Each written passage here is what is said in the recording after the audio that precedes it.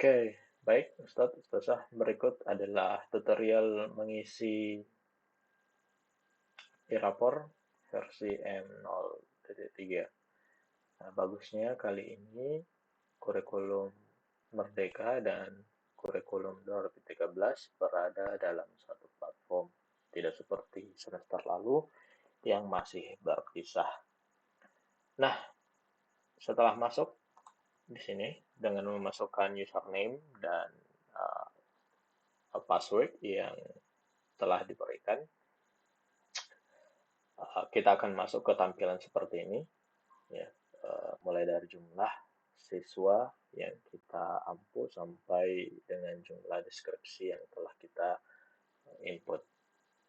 Nah, langsung saja untuk penginputan e-rapor, yang pertama kita lakukan adalah menambahkan tujuan pembelajaran.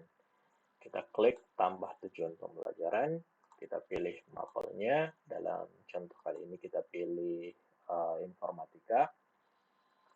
Dan misal kita pilih berapa, ya dalam contoh kali ini kita pilih 5, lalu kita pilih proses. Setelah kita pilih akan tampil seperti ini. Ya, uh, ini telah saya tambahkan sebelumnya, jadi akan tampil seperti ini. Ya, oke, tidak apa-apa kita hapus. Dahulu saja.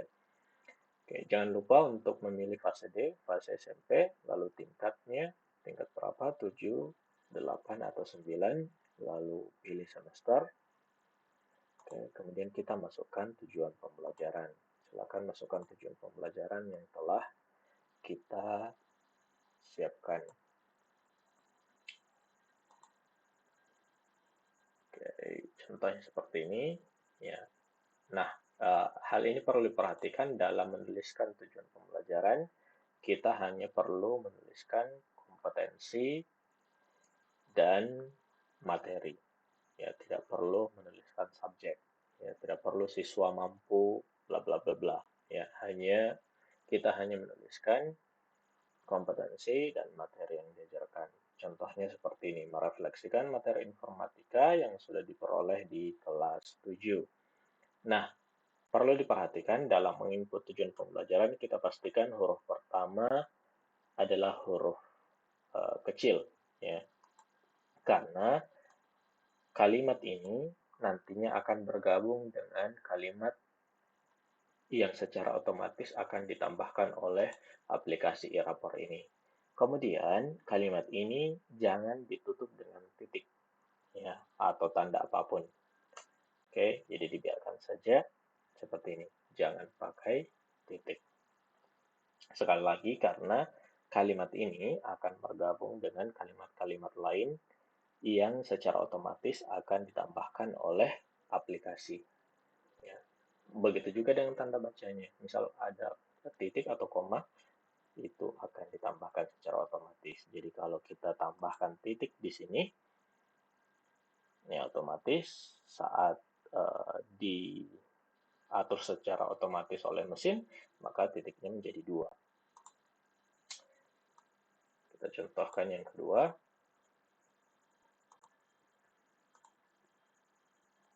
Oke, nah jika ada keterangan seperti ini, artinya tujuan pembelajaran yang kita ingin input itu lebih dari 100 karakter. Maka caranya adalah kita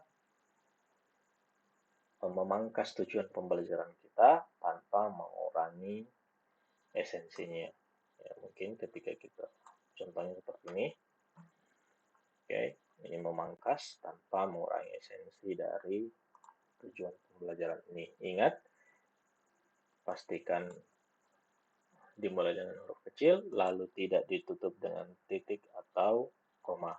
Pastikan juga data kita tidak punya enter seperti ini, ya, karena kalau punya enter seperti ini, ini akan juga masuk ke e-rapor, ya, secara otomatis, dan tentunya akan membuat tampilannya berantakan, ya, karena ada enter di sini. Jadi kita pastikan tidak ada enter, tidak ada enter di bagian bawah sini. Oke, di dalam contoh kali ini ada 5 ya, tujuan pembelajaran yang diinput, lalu kita pilih simpan. Oke, itu langkah pertama. Langkah kedua, kita akan menginput nilai. Ada 2 pilihan untuk menginput nilai. Yang pertama, input nilai manual langsung di platform ini.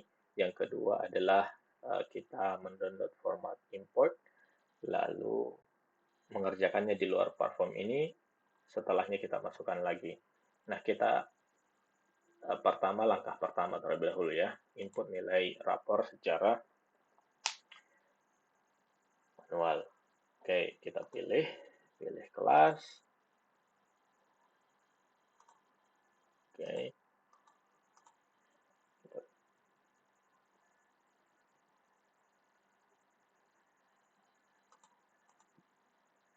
kita pilih kelas,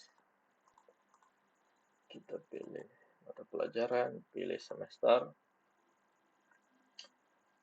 lalu seperti ini. Ini sudah diisikan. Ya, jadi kita input manual di sini nilainya, lalu kita checklist TP yang tercapai dengan optimal dan TP yang perlu peningkatan. Jadi boleh kita klik satu di sini dan satu di sini. Indikatornya apa untuk memilih bagian checklist? Indikatornya ada pada penilaian formatif yang telah kita lakukan. Ya, jadi nilai rapor yang di sini itu kita masukkan ke dalam kolom nilai di sini. Ya, jadi nilai rapor 94, kita ketik 94 di sebelah sini. Kemudian untuk checklist, ya, tujuan pembelajaran yang meningkat atau menurun, kita lihat saja dari nilai formatif yang kita lakukan, nilai mana yang paling tinggi. Oh, contohnya di sini lingkup materi 3. Oke, lingkup materi 3. Kalau untuk mapel ini, ya dia ada di tujuan pembelajaran kelima. Kemudian nilai apa yang paling rendah? Ya, dia lingkup materi 1. Lingkup materi 1, ya pada tujuan pembelajaran ini ada di PP kedua. Oke. Nah, boleh tidak kita tidak klik bagian yang perlu ditingkatkan? Sebenarnya boleh jika nilai-nilai yang didapatkan oleh murid kita itu semuanya tinggi. Misal semuanya 95, 95, 95. Penilaian formatifnya konsisten seperti itu. Artinya PP yang dia dapatkan semuanya tercapai. Ya, misal boleh kita klik 2 di sini tanpa perlu klik di sini. Ya, boleh juga hanya salah satu. Ya. Yang kita tidak sarankan adalah hanya mengisi pada bagian yang perlu peningkatan. Kenapa ini tidak disarankan? Walaupun sebenarnya bisa diproses ya, nilai ini akan bisa diproses dan tercantum di rapor.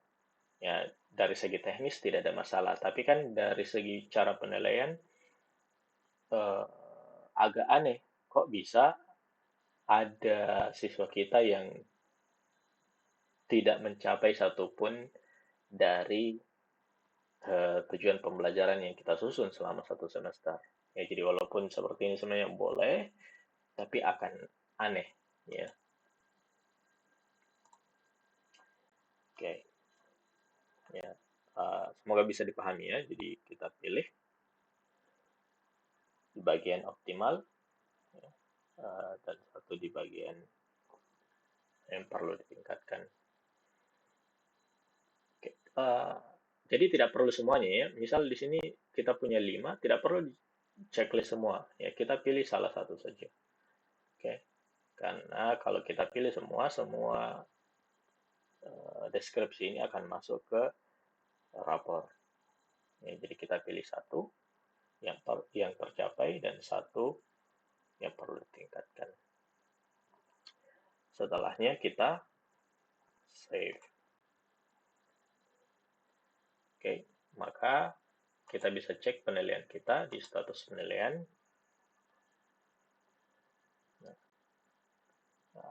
hijau. Ya, di sini ada tanda hijau, artinya data yang kita pilih tadi sudah terbaca. Oke. Oke, berikutnya cara kedua. Cara kedua adalah dengan mengimpor nilai. Ya, kita pilih semesternya, lalu kita pilih download. Tapi ingat, langkah pertama yang harus dilakukan adalah tetap menginput tujuan pembelajaran. Oke, kita tidak boleh mendownload format nilai sebelum mengisi tujuan pembelajaran.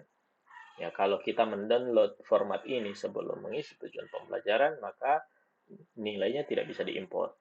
Ya, jadi pastikan kita telah memilih tujuan pembelajaran, mengisi tujuan pembelajaran, lalu masuk ke bagian import, lalu download format import, silakan diklik. Oke, tampilan format import akan let's see.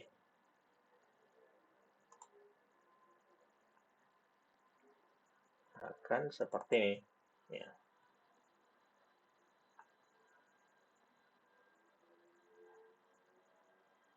Oke. Ini contoh yang saya sudah masukkan nilainya. Ya, jadi kita masukkan nilai di sebelah sini. Oke. Dengan format import, kita lebih mudah mengcopy dari daftar penilaian kita ke format import. Oke. Nah, tapi yang perlu dipastikan di sini adalah urutan nama di format import kita sama dengan urutan nama di daftar penilaian kita.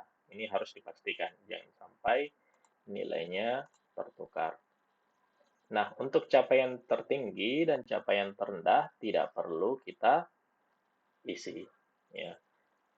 Tidak perlu kita isi karena bagian ini kita akan checklist secara manual. Sebenarnya bisa kita isi secara manual, tapi kan lebih praktis kalau kita checklist.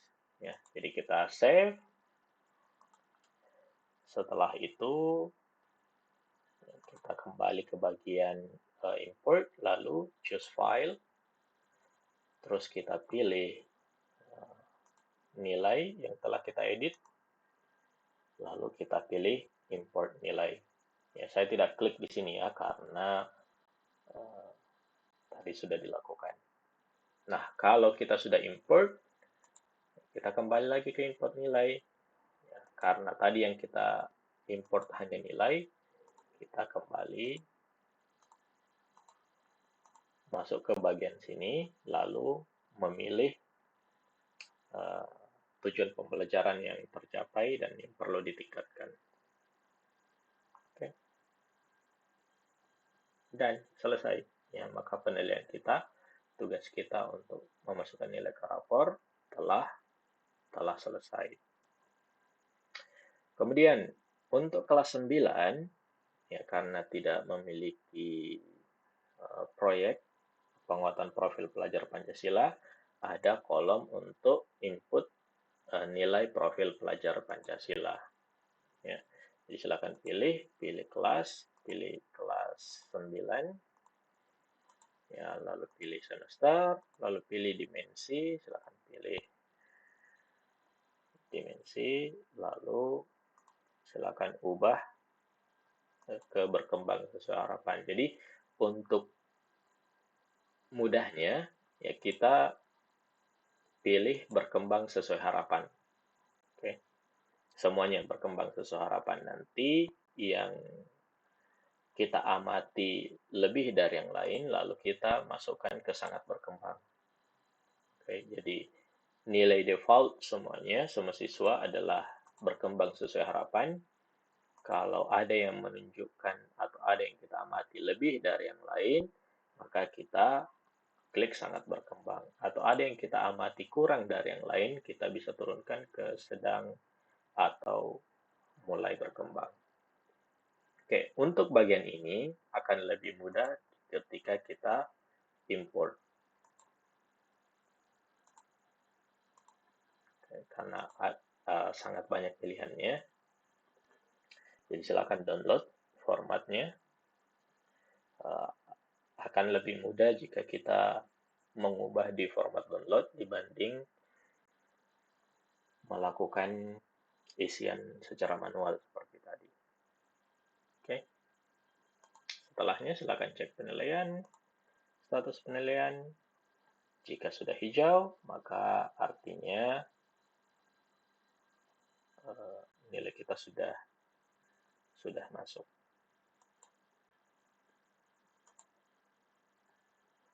Oke, saya kira cukup ya.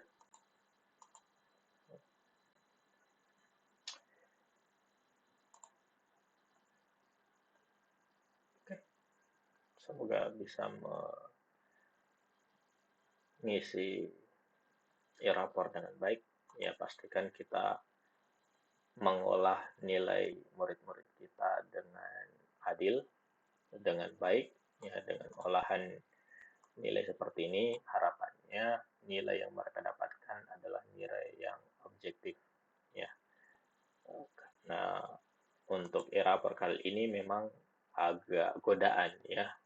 Kita bisa langsung menginput nilai tanpa perlu mengolahnya terlebih dahulu. Ya, jadi, misal ketika saya ingin mengisi nilai uh, di sini, ya, akan sangat mudah, ya. Kita sisa memakai perasaan kalau kita mau pakai perasaan, tapi kami tetap sarankan untuk tetap memperhatikan nilai formatif dan sumatif yang kita telah ambil selama satu semester ini. Oke, demikian. Semoga bermanfaat. Assalamualaikum warahmatullahi wabarakatuh.